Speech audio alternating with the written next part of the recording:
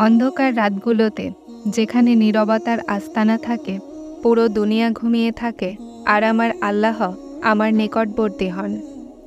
সপ্তম আকাশ থেকে আসেন প্রথম আসমানে, তার জন্য যে ঘুম কুরবানি করে তার দরজায় হাজির হয়।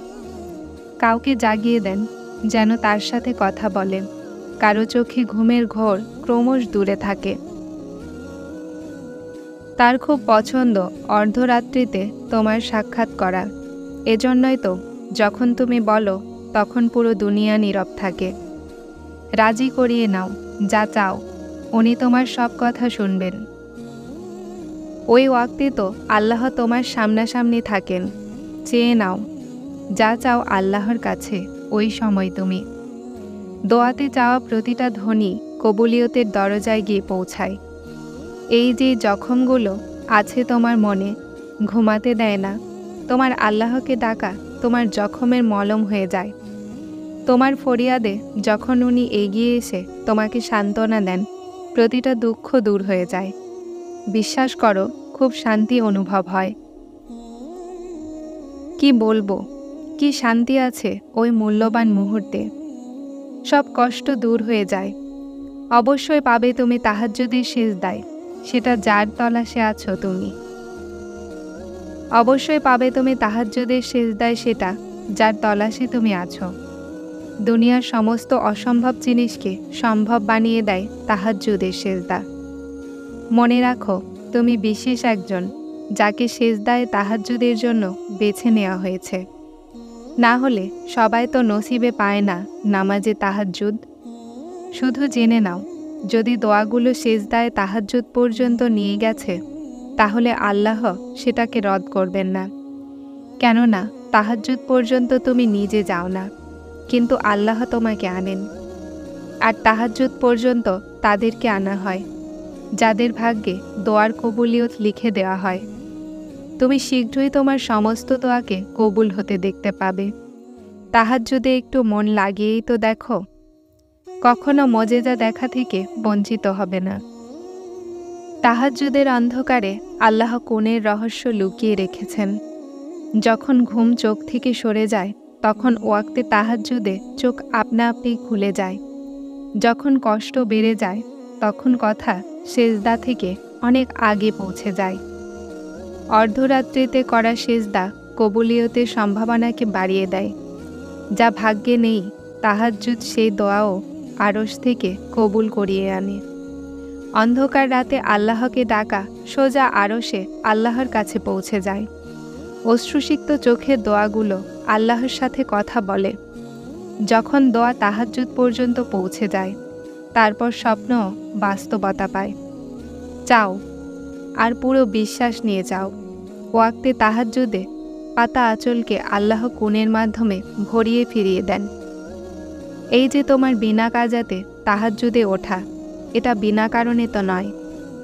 আল্লাহ তোমাকে বেছে নিয়েছেন তোমার দোয়াগুলো কবুল করার জন্য। এই যে তুমি তাহাজ্জুদের সময় অশ্রু ফেলো আর আল্লাহকে সব বলো, এই সব কিছু আল্লাহ খুশিতে বদলে দিতে চলেছেন। যখন আল্লাহ কাউকে দেওয়ার কথা ভেবে নেন, তো তাকে তাহাজ্জুদ পর্যন্ত নিয়ে আসেন, কারণ তাহাজ্জুদের নামাজ আমার আল্লাহ খুব পছন্দ করেন। উনি তোমার দুঃখের সিজদাকে শুকরিয়ার সিজদায় বদলানোর জন্যই তো তোমাকে তাহাজ্জুদ পর্যন্ত নিয়ে আসেন। তোমার তাহাজ্জুদের নামাজই তোমার ভাগ্যের সাথে লড়তে পারে। যা দোয়ার মাধ্যমে পাওনি, তা তাহাজ্জুদের মধ্যে খোঁজো তুমি। আল্লাহর ওপর তাওয়াক্কুলের সিঁড়ি ধরে দোয়া বন্ধ করো না তুমি। তোমার কাহিনী এখনও সম্পূর্ণই হয়েছে কোথায়। হতাশ হইও না। যদি আল্লাহ তোমার ডাকে নীরব থাকেন, ঘুম কুরবানি করে চাও তাহাজ্জুদে দে, তারপর সেটার মজেজা দেখো তুমি। কষ্ট পেয়ে এটা ভেবো না যে তিনি ভালোবাসেন না। আল্লাহ তোমাকে সবচেয়ে বেশি ভালোবাসেন। একটা কথা বলবো, তাহাজ্জুদ সবার নসিব হয় না, তোমার হয়েছে, কেননা আল্লাহর কাছে সবচেয়ে প্রিয় তুমি। আল্লাহ তাআলার সাথে উত্তম যোগাযোগের মাধ্যম হলো তাহাজ্জুদের নামাজ। তকদিরের লেখা যেটা বদলে দেয়, সেই মাধ্যম হলো তাহাজ্জুদের নামাজ। অশ্রুকে যা সাফ করে দেয়, সেটার মাধ্যম হলো তাহাজ্জুদের নামাজ। ভাঙা হৃদয়কে জুড়ে দেওয়ার মাধ্যম হলো তাহাজ্জুদের নামাজ। কোন বলাবে আল্লাহর থেকে, সেই মূল্যবান মাধ্যম হলো তাহাজ্জুদের নামাজ। আল্লাহ তাআলার প্রতি ভালোবাসার বহিঃপ্রকাশ হলো তাহাজ্জুদের নামাজ। অসম্ভবকে যা সম্ভবে বদলে দিবে সেই মাধ্যম হলো তাহাজ্জুদের নামাজ। আল্লাহ দিয়ে দিবেন সেটাকেই উত্তম বানিয়ে, যা তোমার থেকে নিয়ে নেওয়া হয়েছিল।